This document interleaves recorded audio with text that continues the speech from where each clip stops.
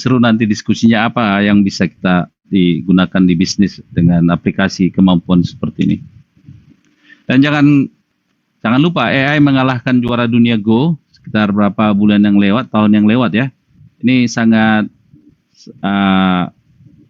banyak di media waktu itu karena Go itu adalah satu game yang selama ini belum bisa komputer mengalahkan manusia, tetapi dengan teknik-teknik neural net, AlphaGo dalam hal ini softwarenya bisa mengalahkan juara dunia ya. Bagian kedua, apa implikasi terhadap bisnis?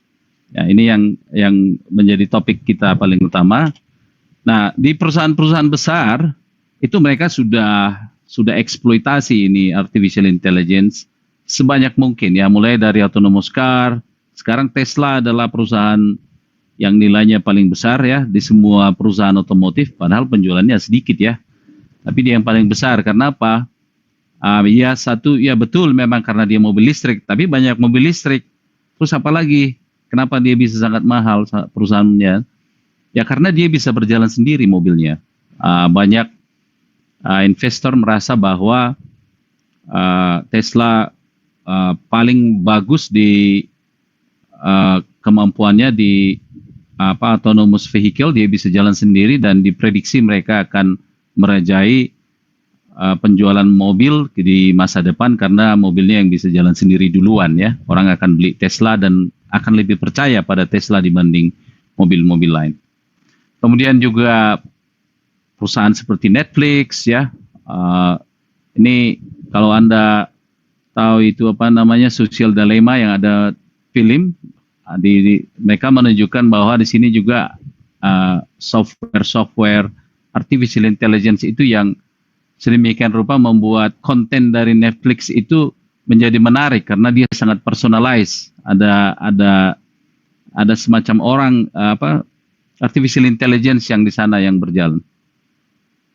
Kemudian di perusahaan besar seperti Amazon ini di gudangnya itu robot ya, ini robot-robot kecil ini. Ini di gudangnya itu dia menggunakan robot ini banyak sekali sehingga gudangnya bisa menampung lebih banyak barang dan juga bisa meretrieve item tersebut, mengambil item tersebut 2 kali lebih cepat dibanding gudang-gudang jenis lain. Ini kalau kita lihat, Anda bisa search di YouTube bagaimana gudang Amazon itu digerakkan dengan robot-robot ya. Dan juga misalnya seperti saya, yang tugas saya mencari kesalahan-kesalahan di produk di chip misalnya yang kami desain, itu juga kita gunakan artificial intelligence untuk mencari ya bug ya, mencoba mentes produknya di stress test istilahnya. Kita coba dari semua sisi untuk melihat apakah produknya berjalan dengan baik. Itu juga kita gunakan artificial intelligence ya. Dan ketika ada sesuatu yang salah, itu juga tidak mudah untuk mendapatkan memperbaiki kesalahannya, dan kita juga menggunakan artificial intelligence untuk memproses data ya, karena datanya sangat banyak. Kalau dilakukan secara manual bisa sangat lama dan tidak efektif. Kita juga gunakan banyak teknik-teknik artificial intelligence di hal seperti itu. Nah, selain yang sukses ada juga yang gagal. Ini adalah proyek dari IBM. IBM sangat terkenal ya, satu perusahaan besar, tapi mereka gagal. Ada produk mereka namanya IBM Watson. IBM Watson ini mereka coba aplikasikan itu di rumah sakit untuk memberikan rekomendasi ke dokter yang sedang menangani kasus-kasus cancer. Nah, rekomendasi ini pada dasarnya membaca dan memahami catatan-catatan medis dari pasien dan mencoba memberikan summary, ringkasan, dan juga rekomendasi ke dokter. Ternyata ketika proyek ini dijalankan, artificial intelligence itu masih belum mampu ya untuk mengerti bahasa manusia. Jadi proyeknya di cancel setelah kira-kira rumah sakit tersebut menghabiskan sekitar $60 juta. Ini proyek gagal ini dan mereka stop. Sekarang IBM Watson tetap jalan, tetapi mereka lebih berhati-hati untuk mengimplementasikan. karena kehidupan kenyataan di lapangan itu jauh lebih kompleks dari simulasi-simulasi yang mereka lakukan di lab mereka. Oke, saya dari beberapa survei, tadi itu perusahaan-perusahaan besar ya, tapi perusahaan-perusahaan yang lebih kecil ya, ada survei yang diambil tahun 2018 dan 2019, ada kesimpulannya adalah ada peningkatan adopsi yang cepat untuk hal-hal terkait artificial intelligence yang dari tahun sebelumnya 48% ke 72%. Ini adalah perusahaan-perusahaan di Amerika ya.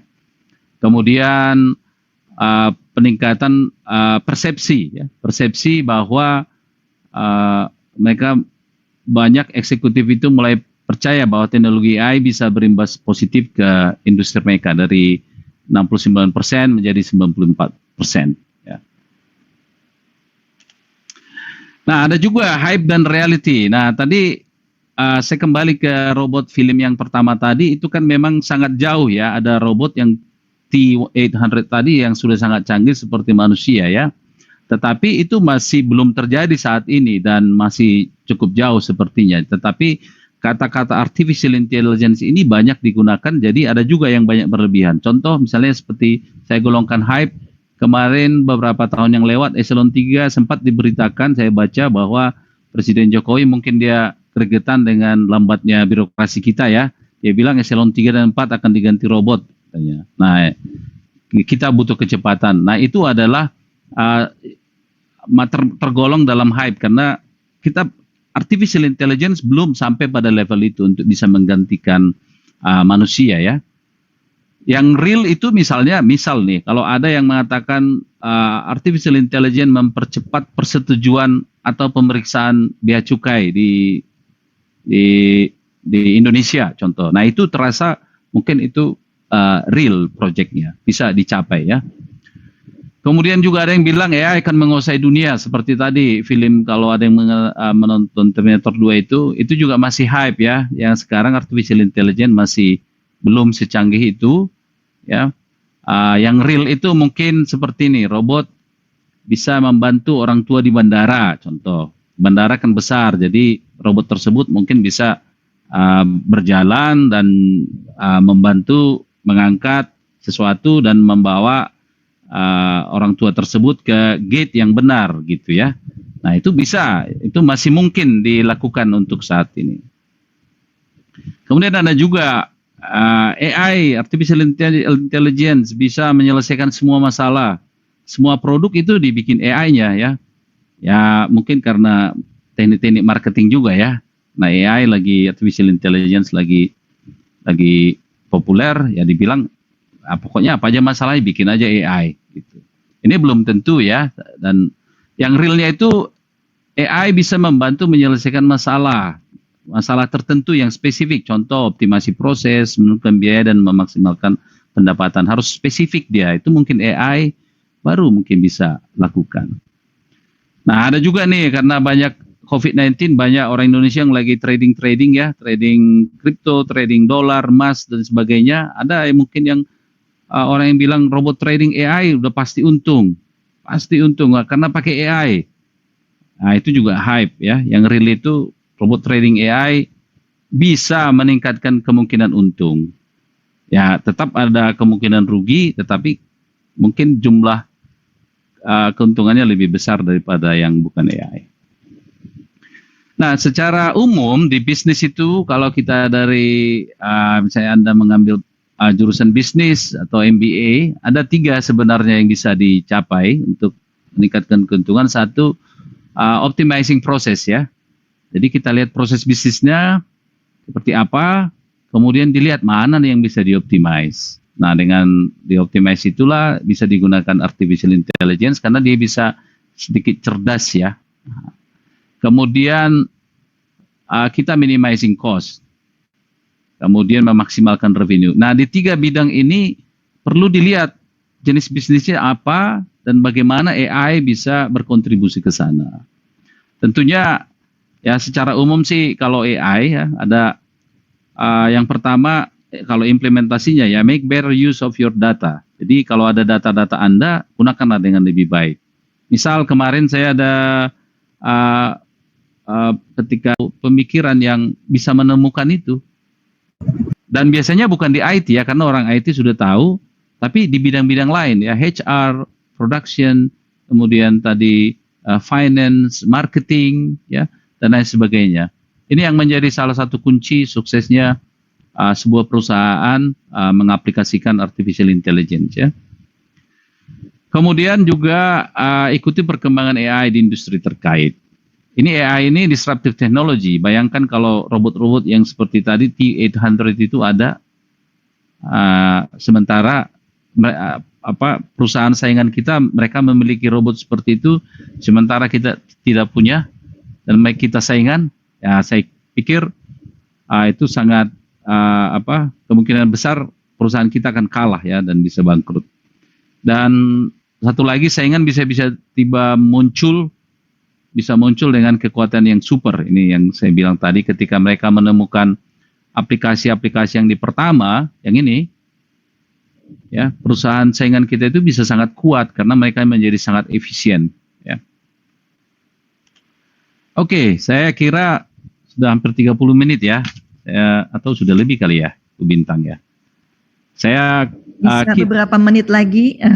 Setelah itu kita kasih ke Ibu untuk panelisnya hari ini, Bu Nina ya Pak. Oke, ini yang terakhir nih ya, key takeaway ya. Key takeaway maksudnya kita habis dari seminar ini apa yang Anda bisa bawa gitu ya. Ibarat Anda pergi belanja ya saat ini, apa yang bisa Anda bawa?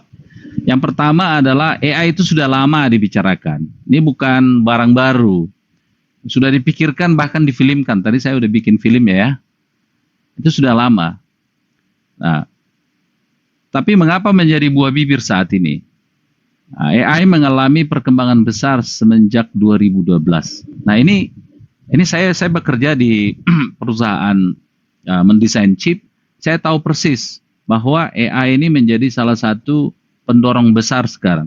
Hampir semua perusahaan perusahaan-perusahaan besar mengadopsi AI. Jadi ini bukan hanya hype ya.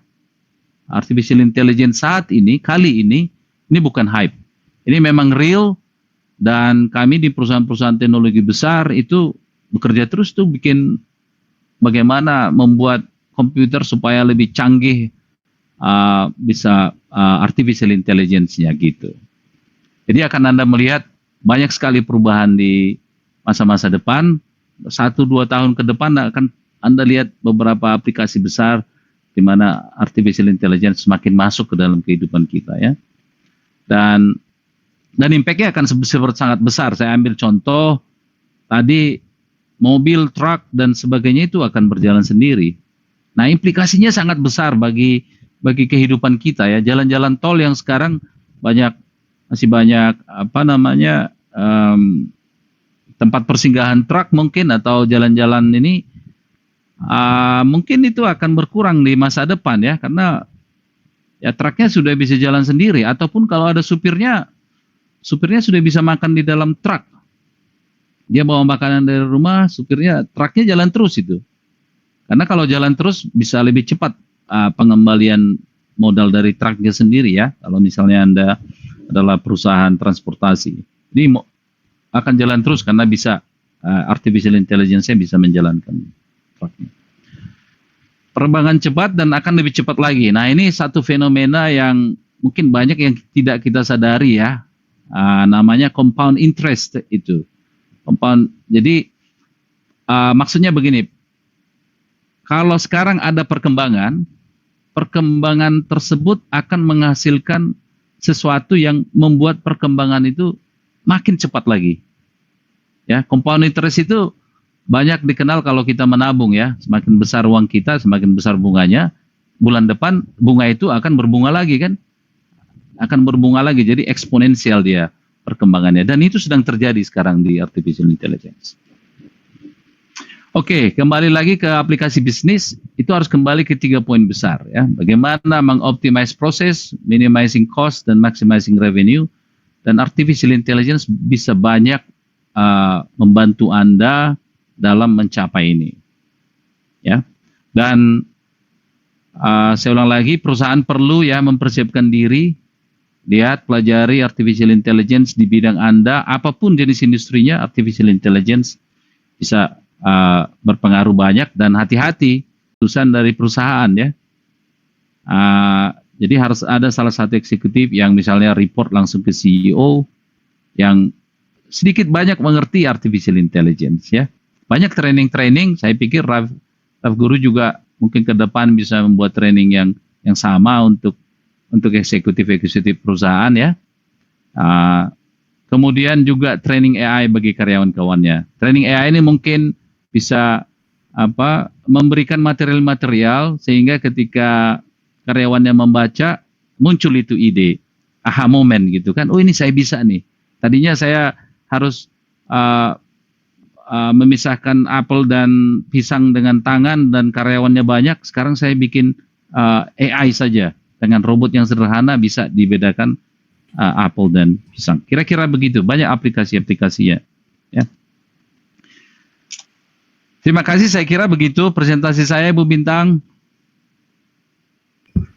Terima kasih sekali Bapak Iwan. Nah, atas pemaparannya tadi kami jadi tahu nih apa sih itu neural net processor itu, learning computer, and then ternyata mereka itu juga bisa untuk berpikir itu seperti apa, lalu implikasinya terhadap bisnis, cara meningkatkan keuntungan dari hal ini seperti apa, bisa mengoptimize proses keuntungannya, lalu bisa optimize proses, minimize cost, maximize revenue, hal-hal yang mungkin kita belum paham sekarang jadi ini ya Pak ya, jadi dapat insight ya Pak. Terima kasih. Kita saat ini lanjut untuk sesi feedback dari panelis kita hari ini, Ibu Nina Triolita. Terima kasih sudah hadir Ibu Nina.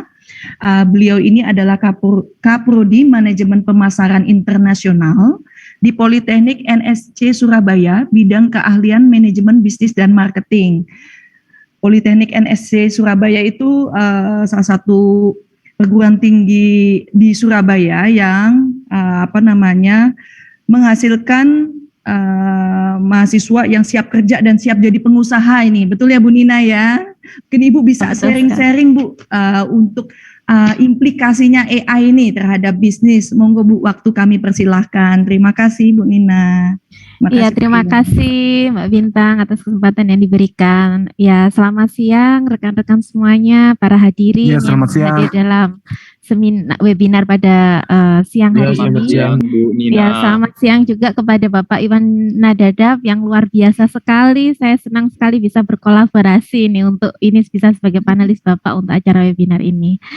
Iya, terkait dengan artificial intelligence, mau nggak mau kita dalam segi implementasi bisnis, memang saya sebagai dosen juga banyak sekali berhadapan dengan mahasiswa yang saat ini mereka tidak hanya memiliki cita-cita untuk terjun ke dunia industri, tetapi mereka juga banyak sekali untuk saat ini, apalagi di era pandemi ini, mereka yang mau tidak mau bisa memanfaatkan teknologi untuk bisa membuka bisnis, seperti itu.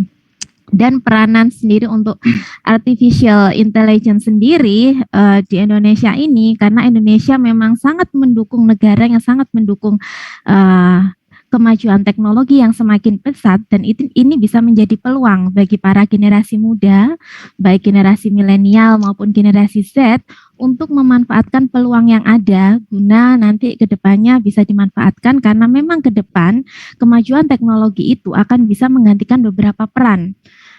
Tidak hanya peran dalam sebuah bisnis, tapi dalam segala aspek kehidupan. Kita mungkin bisa melihat bahwa saat ini hampir semua instansi atau perusahaan pasti memiliki bagian yang namanya IT. Dan itu sekarang menjadi bagian yang sangat dibutuhkan oleh semua industri, tidak hanya industri yang ada di Indonesia saja, bahkan di seluruh dunia perkembangan IT itu memang cukup pesat, dan itu bisa menjadi peluang para generasi muda saat ini untuk bisa memiliki skill di bidang IT tersebut. Jadi tadi sudah kita dengarkan juga paparan dari Bapak Iwan terkait peranan artificial intelligence dalam dunia bisnis maupun dalam berbagai bidang ya, tidak hanya aspek bisnis saja, bahkan tadi juga di kedokteran sudah mulai memanfaatkan. Dan mengenai hasilnya memang untuk artificial intelligence sendiri itu memang nanti akan kedepannya berkembang pesat. Bahkan tadi saya sempat melihat beberapa artikel terkait peranan AI sendiri, bahwa sesuai dengan berita yang dijelaskan oleh CNBC, memperkirakan bahwa prediksi tahun 2030 itu hampir 70% dari perusahaan sudah mulai menggunakan AI. Jadi ini bisa jadi peluang bagi Anda para generasi muda yang mungkin Anda sekarang sedang fokus di bidang sesuai dengan bidang keahliannya di jurusan masing-masing, itu nanti juga akan bisa mengkolaborasikan skill Anda untuk juga mengikuti perkembangan yang ada dalam dunia usaha maupun industri.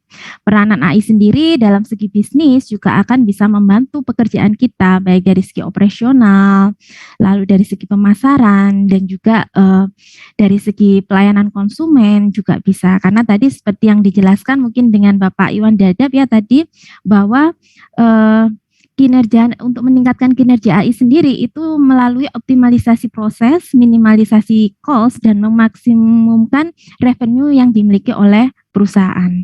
Dan dengan kemampuan AI sendiri tentunya kita bisa memperoleh beberapa data, lalu pelayanan kita, dan juga banyak sekali produk-produk yang nanti juga akan memberikan peranan besar terhadap suatu bisnis maupun perusahaan. Mungkin saya banyak ini aja ya, tanya jawab dulu sama Pak Iwan Dadap terkait dengan implementasi. Tadi mungkin sudah dijelaskan ya banyak tentang peranan AI dalam sebuah bisnis, dan ini untuk generasi muda ini Pak, karena kan sebagian besar di sini para mahasiswa ini Pak, kita bisa mengenal bahwa pada saat revolusi industri 1 sampai dengan 4 yang mungkin saat ini ada di Indonesia ini masih berada di revolusi 4.0 ini Pak. Jadi revolusi industri 1.0 di mana peranan tenaga manusia sudah mulai tergantikan dengan mesin uap, 2.0 sudah ada tenaga listrik, 3.0 sudah ada komputerisasi, dan 4.0 kita sudah berperan ke era teknologi. Dan di era 5.0 nanti kita yang di luar negeri mungkin sudah banyak pengalaman ini ya Pak Iwan Dadap ya terkait peranan 5.0 yang akan juga memasuki Indonesia. Mungkin ada kiat-kiat atau persiapan Pak bagi para audiens ini yang sebagian besar saya lihat adalah para generasi Z ini ya, dan juga generasi milenial, untuk bisa mempersiapkan skill di bidang AI-nya, terutama mungkin tren apa yang sekarang ini sedang menjadi tren terkait dengan penerapan AI sendiri di dalam mempersiapkan generasi muda untuk menuju generasi emas. Kalau di Indonesia ini menuju generasi emas tahun 2035. Terima kasih Pak Iwan Dadap. Ya, terima kasih Bu. Terima kasih Ibu Nina, terima kasih banyak Ibu Pak Iwan. Kita lanjut ke sesi Q&A langsung ya Ibu. Kita encourage teman-teman kita di sini yang sudah join, yang ingin menanyakan pertanyaan, boleh mengirimkan ke chat room kita, atau bisa langsung raise hand. Nanti kami akan dibantu oleh tim kami di sini. Jika ada pertanyaan, boleh ke Bapak Iwan kalau dari sisi teknologinya ya, dari sisi IT. Nanti kalau dari sisi bisnis boleh nanti dibantu dengan Ibu Nina. Monggo silakan. Mungkin sebelumnya saya ingin menanggapi pertanyaan dari Ibu Nina tadi, Ibu Bintang ya. Saya tadi pertanyaannya kira-kira begini, untuk generasi muda apa yang harus dilakukan kira-kira gitu ya, untuk luar biasa. Jadi saya sudah di bidang teknologi sekitar 25 tahun ya. Dan banyak juga teman-teman saya yang di bidang teknologi berpendapat sama. Pendapat kita begini, perkembangan artificial intelligence yang sekarang itu setara dengan penemuan listrik zaman dulu. Ketika listrik ditemukan itu banyak hal yang berubah ya. Ya tadinya orang mencuci pakaian pakai tangan, akhirnya sekarang jadi pakai mesin cuci. Itu contoh paling sederhana ya. Tadinya orang tidak bisa menyimpan ikan di rumah, sekarang mereka punya kulkas. Jadi banyak semua sisi kehidupan berubah ya. Artificial intelligence juga begitu. Kalau listrik dulu dia punya yang kita miliki itu adalah tenaga ya, power. Kalau artificial intelligence yang diberikan itu adalah thinking gitu. Jadi sekarang ke depan itu dan sekarang pun sudah kita mempunyai resource baru yang namanya pikiran gitu. Nah, apa nih yang bisa pertanyaannya bagi yang muda-muda, ini komputer sekarang sudah telur yang tidak retak. Kemudian lakukan hal yang sama, masukkan ke komputer, suruh komputernya belajar. Nah, akhirnya nanti komputernya bisa menemukan mana yang retak dan tidak. Kalau ini misalnya saya lagi baru mau lulus kuliah nih, saya mau bikin usaha. Saya kan bikin usaha begini. Saya bisa menjual telur, memastikan bahwa telur yang saya jual itu tidak ada yang retak. Dan kalau persaingan, kalau saya memiliki alat seperti itu, orang-orang akan beli dari saya kan. Supplier-supplier besar itu beli telur, akan beli dari saya. Karena ternyata telur kalau retak, pecah, itu bukan hanya harga telurnya saja, tapi baunya, membersihkan itu rupanya biaya besar. Ya, jadi orang maunya jangan pecahlah telurnya gitu. Nah, aplikasi lain misalnya untuk menghitung telur. Sekarang kalau manusia menghitung telur, bisa salah hitungannya, dan yang paling unik dengan manusia, telurnya bisa hilang kan. Sebenarnya 200 telurnya, tapi dilaporkannya 180. Ya karena mungkin diselundupkan ya. Aspek-aspek yang lain dari sisi manusia dan otomatisasi, buatlah robot misalnya untuk menghitung telurnya dan bukan manusia. Itu contoh ya untuk beberapa aplikasi, ide-ide, dan itu bisa diaplikasikan ke bidang lain ya Ibu Nina ya. Iya. Dari suara, dari gambar, dari apa lagi, mungkin di bidang hukum, di bidang macam-macam. Thank you. Oke Pak, ini sudah ada masuk beberapa pertanyaan. Yang pertama, kalau boleh saya bacakan, ini dari Antonio. Bagaimana cara mengatasi masalah pelatihan AI yang perlu training dataset yang relatif besar? Mohon dibantu mungkin Pak. Ya, nah ini sudah masuk teknisnya ya. Jadi bagaimana memang tadi saya katakan, saya contoh tadi yang telur itu ya, atau anak ayam tadi kan. Jadi diambil gambar pantatnya 10.000 kan gitu. Jadi memang ada persoalan teknis di sana, bagaimana sih mengambil data yang jumlahnya 10.000. Ya banyak datanya ya. Tapi ya untungnya kita di Indonesia kan SDM murah. Tidak susah-susah juga suruh orang hire orang untuk ngambil foto-foto kan, gitu.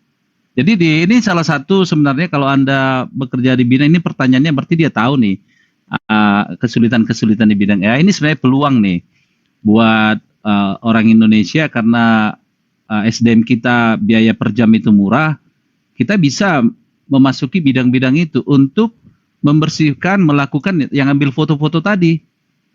Kalau orang Amerika yang melakukan itu cost-nya $50 per jam, 750.000 per jam. Kalau kita bisa 750 per minggu kan?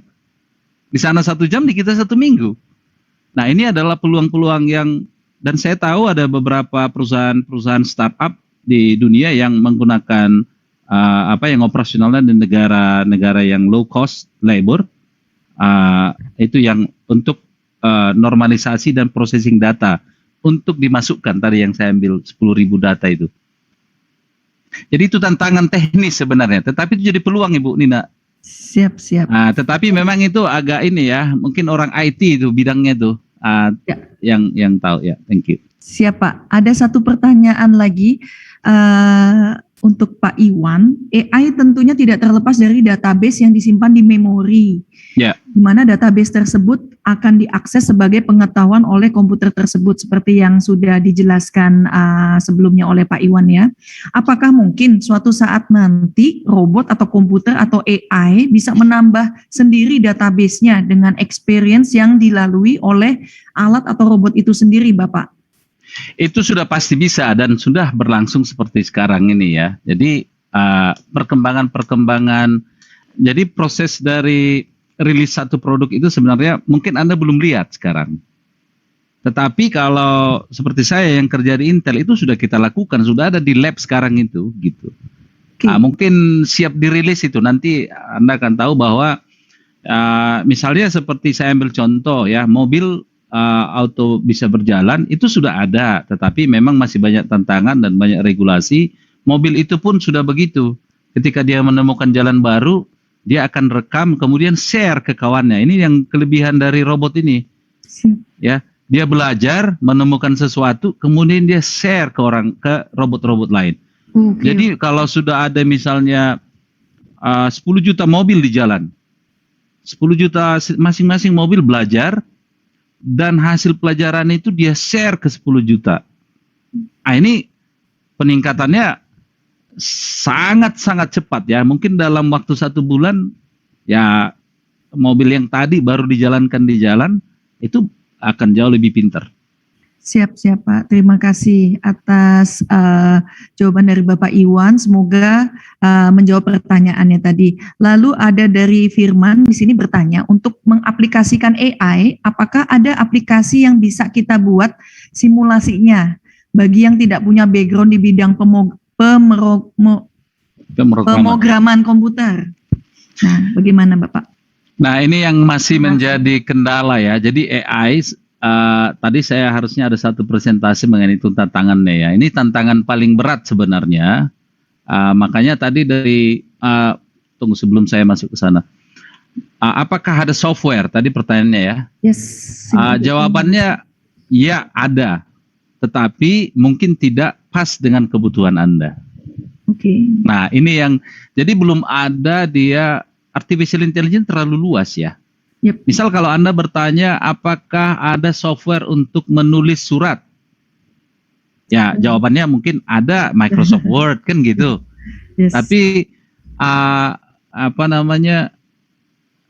untuk spesifik kebutuhan Anda untuk artificial intelligence memang harus kita lihat problemnya apa gitu ya, dan dilihat yang sesuai dengan itu. Makanya tadi rekomendasi saya adalah usahakan setiap orang, misalnya ini kita bicara perusahaan ya, usahakan setiap orang untuk mengerti prinsip-prinsip dasar dari artificial intelligence.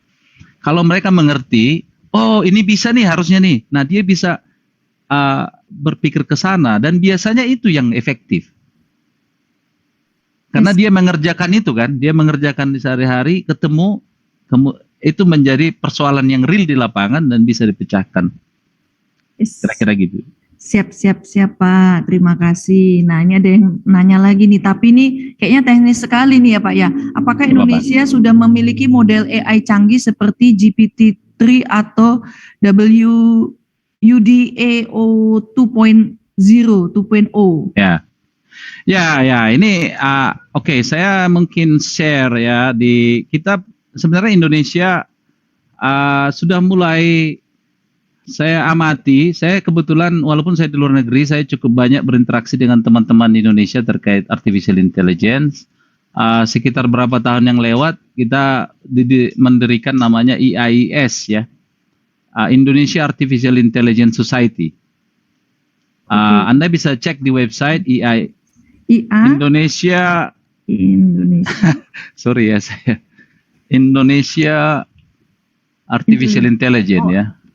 Artificial Intelligence Society ya Pak ya? Ya, indonesiaai.org. Oke. Ya, ini sekitar minggu yang lewat mereka baru kongres pertama ya. Pak Haman yang ketua BPPT menjadi salah satu advisernya ya, dan saya kira ketuanya namanya Pak Lukas ya, Dr. Lukas dari Universitas Trisakti. Universitas di Jakarta lah ya. Oke, siap. Ya, jadi society ini sudah terbentuk. Jadi kalau ditanya apakah ada versi Indonesia yang GPT-3, saya kira belum ada ya. Tetapi bukan karena kita tidak bisa. Bisa dilakukan oleh tim-tim yang tadi saya sebut IAIS itu, mereka pasti bisa, banyak yang pakar di sana. Tetapi pertanyaannya untuk apa dan siapa yang mau memodali pekerjaannya kan, jadi harus memang dari bisnis dulu, ada potensi keuntungan, baru ada orang yang mau bekerja kan gitu. Yes. Tapi GPT-3 memang tadi yang saya share tadi tulisan itu ya, yang tulisan itu ditulis GPT-3 itu. Ya Pak. Oke, Pak, thank you Pak Iwan. Ini Saya ada dapat pertanyaan untuk Ibu Nina ini Bu. Bagaimana implementasi dalam dunia bisnis saat ini ya Bu ya? Ini karena yang bertanya ini wirausaha juga nih Bu. Mohon cerita kalau terkait mungkin bisnis ekspor seperti itu. Lalu ada satu pertanyaan lagi tentang perkembangan AI di Indonesia dalam dunia usaha. Apa kendalanya yang dirasakan ini Bu? Dua itu Bu, implementasi dalam dunia bisnis dan kendalanya saat ini Bu. Ya, jadi memang implementasi dalam dunia bisnis yang saya lihat untuk saat ini karena dunia marketing, karena memang ketika kita membicarakan tentang bisnis, tentunya kita juga akan membicarakan tentang marketingnya juga. Di dalam e-commerce sendiri itu juga merupakan salah satu juga implementasi dari penerapan AI sendiri, di mana dalam e-commerce itu kita banyak sekali juga diberikan kemudahan yang secara tidak sadar kita sudah mulai beradaptasi untuk bisa mempergunakan AI dalam kehidupan kita. Dan kalau untuk dalam segi ekspor impor ya, tadi juga sudah dijelaskan kepada slide-nya Pak Iwan terkait dengan bea cukai, bahwa memang AI sendiri sudah masuk di dalam bea cukai yang di dalam ekspor impor bisnis yang ada di Indonesia. Walaupun mungkin untuk dalam segi humanis atau SDM-nya itu memang masih butuh pengembangan AI sendiri untuk bisa memasuki ke ranah human center, karena memang itu ranahnya nanti mungkin di era 5.0 itu sudah bisa dijalankan. Terkait dengan tadi pertanyaan yang kedua, maaf Pak Bintang, penerapan perkembangan AI sendiri di Indonesia ya? Ya. Perkembangan AI di Indonesia dalam dunia usaha ini kendalanya seperti apa Bu? Ya, terkait dengan kendalanya, memang kalau kebetulan saya kan di Surabaya yang selain Jakarta juga Surabaya merupakan kota besar juga. Untuk saat ini memang untuk dukungan teknologi, internet, jaringan memang masih cukup mumpuni kalau di kota, dan di beberapa daerah itu biasanya memang kendalanya di bagian jaringan. Jadi mereka teknologi itu sebenarnya bisa diakses informasinya melalui internet apapun. Bahkan sekarang saya itu juga bergabung di beberapa komunitas, dan komunitas kita sebenarnya sudah menjangkau ke seluruh Indonesia. Dan ketika kegiatan pelatihan, kegiatan yang bersifat digital itu memang kalau yang di luar-luar pulau itu kebanyakan ya itu tadi pengembangan dalam usaha bisnis mereka itu kalau untuk menjalankan digitalisasi itu terkendalanya di jaringan yang pertama. Lalu yang kedua akses untuk logistik mereka, karena tidak seperti yang di kota ya. Kalau di kota mungkin banyak sekali jasa logistik yang akan membantu perkembangan bisnis, sementara di daerah biasanya terkendalanya di sana untuk pengembangan usahanya, berbeda dengan daerah yang ada di perkotaan yang ada di Indonesia. Tapi insya Allah sekarang Indonesia sendiri dengan adanya pengembangan teknologi ya, baik untuk perizinan sekarang juga sudah dipermudah. Jadi untuk perizinan kita bisa melakukan secara online, lalu juga dukungan fasilitas pendampingan usaha, mungkin itu semuanya nanti bisa dijadikan bahan rujukan kepada para wirausaha untuk bisa dimanfaatkan peluang tersebut untuk pengembangan bisnis ke depan. Itu terima kasih. Siap Bu, semoga makin berkembang lagi ya Bu ya. Iya, terima kasih. Di Indonesia ini kita optimis ya Bu ya, pasti. Optimis, memang dapat dukungan dari pemerintah untuk bisa UMKM go internasional. Jadi kita memang ini sekarang Indonesia sedang menggalakkan itu. Jadi diharapkan para wirausaha, terutama wirausaha pemula, itu semua juga bisa melakukan ekspor produk sampai ke luar negeri. Gitu. Siap, terima kasih. All the best for Indonesian Bu. Ya Bu ya. Oke, ini ada one last question kita karena waktunya terbatas. Untuk sesi Q&A kita akan tutup di pukul 11.15, tapi jika ada yang pertanyaannya belum terjawab di sini tapi masih ingin bertanya seputar topik kita hari ini, bisa send via email to info@rifguru.com. Saya akan bacakan pertanyaan terakhir hari ini sebelum kita tutup acaranya. Bagaimana perkembangan AI di Indonesia? Ini untuk Pak Iwan ya. Dan AI apa saja yang merupakan hasil cipta anak bangsa? Wah, banyak ini ya pasti. Apakah ahli AI di Indonesia sudah mencukupi? Nah, ini pertanyaan dari M. Alfa Rabi. Monggo silakan Bapak Iwan. Terima kasih. Ya, ini terima kasih. Ini pertanyaan bagus ya. Jadi saya jawab dari yang terakhir dulu. Apakah ahli AI di Indonesia sudah mencukupi? Jawabannya belum. Dan bahkan di dunia pun begitu ya. Jadi ahli-ahli AI di dunia sekarang belum tidak cukup, dan perusahaan-perusahaan besar selalu meng-hire ahli-ahli AI dimanapun. Saya ambil contoh perusahaan tempat saya bekerja di Intel, masing-masing departemen itu bisa punya ahli AI. Saya finance, kemarin saya lihat ada yang buka lowongan untuk ahli AI untuk optimalisasi proses bisnis di finance contoh. Mereka mencari ahli-ahli AI. Jadi bisa bayangkan satu perusahaan banyak departemen, ya kan, satu departemen itu bisa punya beberapa ahli AI ya.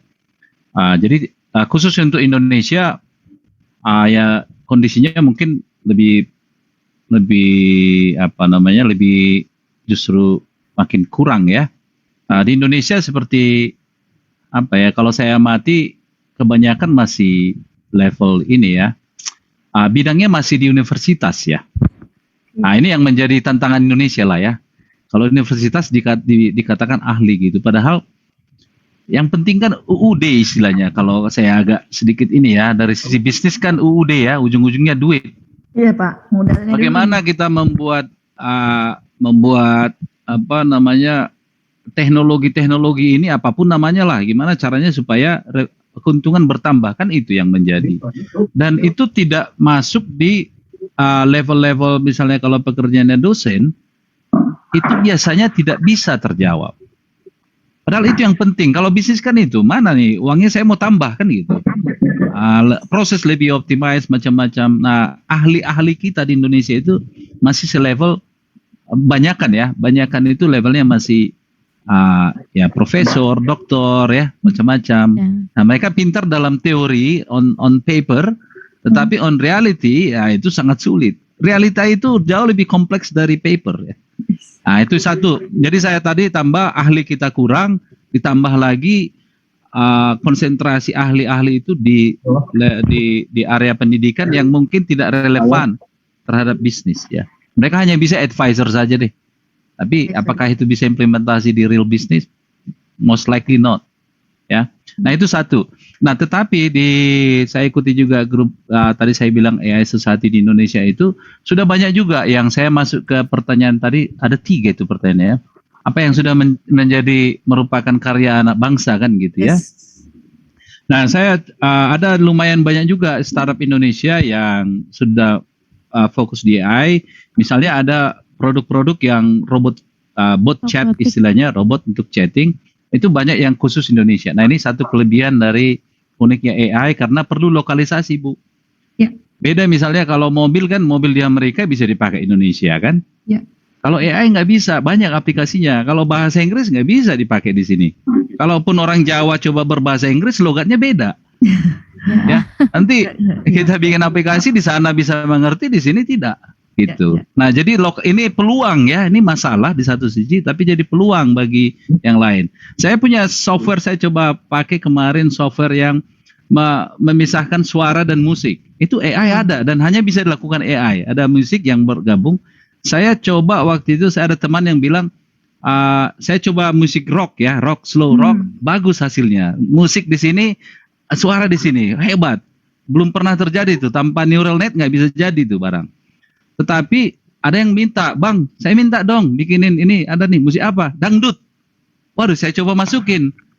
Kurang sukses dia. Suara dangdut itu masih ada, musiknya ada di suara dan sebaliknya. Kenapa? Karena data set yang tadi yang ditunjukin, yang membuat mereka itu mungkin nggak ada musik dangdut. Nah, ini jadi peluang juga bagi lokal Indonesia ya. Ya, saya mau bikin deh program yang sama, tapi bisa menerima musik-musik Indonesia gitu. Nah, itu tadi saya ini ya, jadi mereka sudah ada chat robot itu, speaker juga ada dari Indonesia, misalnya apa itu kalau Amazon kan punya Alexa ya, smart speaker, yang Indonesia juga ada itu, sudah buat mereka, kalau nggak salah dengan Polytron, tapi ahli AI-nya dari Indonesia juga. Ada itu Pak. Ya, mungkin saya bisa nambahkan sedikit terkait dengan karya-karya anak bangsa di bidang AI yang ada di Indonesia. Jadi memang untuk AI sendiri di Indonesia itu memang sebenarnya karya-karya anak bangsa terutama di level mahasiswa itu ada beberapa memang yang sudah mulai menciptakan robotik-robotik yang memang memanfaatkan Canggih ya. pemanfaatan bidang AI, Bu. Ya, karena memang dari penelitian dari Dikti sendiri itu memang memfasilitasi biasanya dengan pengajuan PKM, penelitian dan lain sebagainya. Dan memang kalau untuk kolaborasi antara hasil karya cipta mahasiswa dengan dunia industri inilah yang perlu dimatchingkan ke depan dan menjadi PR bagi kita karena memang banyak sekali industri itu sebenarnya ingin sekali bisa memanfaatkan untuk AI sendiri, namun memang juga dari segi infrastruktur yang mungkin dari segi pembiayaan ya cukup besar dan resiko keberhasilan juga masih. Jadi mungkin di sini nanti ke depannya diharapkan karya-karya mahasiswa itu tidak hanya menjadi sebuah karya yang dihakikan, menjadi sebuah karya ilmiah saja, tetapi juga ke depannya dibutuhkan kolaborasi antara mahasiswa, perguruan tinggi dan juga industri untuk bisa menciptakan penerapan AI sendiri ini di Indonesia. Itu saja Ibu Bintang, terima kasih. Terima kasih Ibu Nina Ya, terima atas kasih Ibu. Terima tambahannya. kasih banyak atas Memang penjelasannya. ini banyak sekali yang tertarik ya Bu ya, generasi muda kita perihal AI. Nanti dari RIF Guru sendiri pun akan memberikan more courses ya Bu ya. Kursus-kursus yang lebih details lagi akan mengupas tentang perkembangan AI juga. Lalu saya juga kemarin tadi menyinggung yang tadi disampaikan Pak Iwan bahwa betul sekali di Indonesia sekarang sudah banyak sekali anak-anak muda yang menciptakan produk-produk yang terkait dengan kemajuan di bidang AI. Seperti kemarin saya sempat lihat itu ada namanya Widya Group kalau nggak salah ya. Itu dia punya robot menggunakan artificial intelligence namanya Widya Wicara kalau tidak salah. Dia punya alat device seperti yang di luar negeri juga, tapi pure semuanya itu karya anak bangsa semua. Jadi anak-anak muda, generasi milenial zaman sekarang ini akan sangat terbantu karena pemerintah juga sudah membantu ya dengan ada inkubator untuk ketika mereka ingin berkarya dalam startup atau ada seperti RIF Guru ini yang membantu mensupport memberikan kelas-kelas yang bisa memberikan insight atau memberikan ilmu tambahan kepada rekan-rekan mahasiswa-mahasiswi yang ada di Indonesia supaya lebih upgrading their skill ya Bu ya, supaya bisa lebih maju lagi. Nah, mohon maaf ini karena keterbatasan waktu, mungkin kita beralih ke sesi berikutnya yaitu closing remark. Jadi penutupan dari speaker dan panelis dari Pak Iwan dan dari Ibu Nina, boleh kita dibantu sum up nih penutupan nih buat rekan-rekan dan peserta yang sudah join di webinar kita kali ini. Terima kasih. Ya, dimulai dengan saya Bu ya. Silakan Pak Iwan. Ya, terima kasih buat semua RIF Guru, Ibu Bintang, juga Ibu Nina dan peserta yang menghadiri ya. Ini hari yang sangat baik. AI saya katakan tadi itu kira-kira satu level dengan penemuan listrik zaman dulu. Hidup kita akan jauh lebih baik dengan AI dan bagi generasi muda Anda beruntung hidup saat ini. Ya. Nah, untuk bisnis saya kira itu yang saya sebutkan tadi memang harus dipelajari ya, dan intinya adalah harus salah satu eksekutif dan juga karyawan-karyawannya harus diberikan training.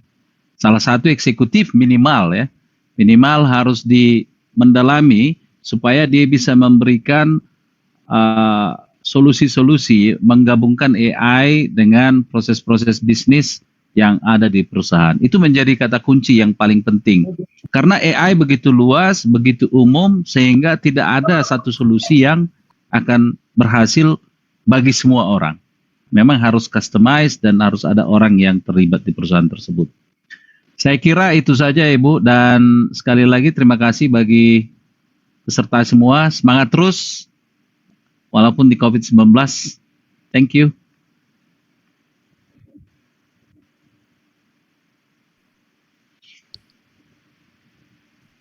Ya, terima kasih Pak Iwan Nadadap. Ya, Terima selanjutnya kasih. mungkin dengan saya ya Bu ya.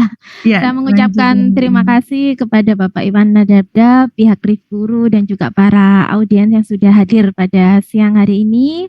Dan memang semoga untuk webinar kita pada siang hari ini bisa memberikan manfaat, motivasi bahwa dengan kemampuan teknologi yang memang sekarang sangat berkembang pesat, apalagi di era pandemi seperti ini, kita harus benar-benar mempersiapkan diri dan juga mau beradaptasi mengikuti perkembangan teknologi yang ada.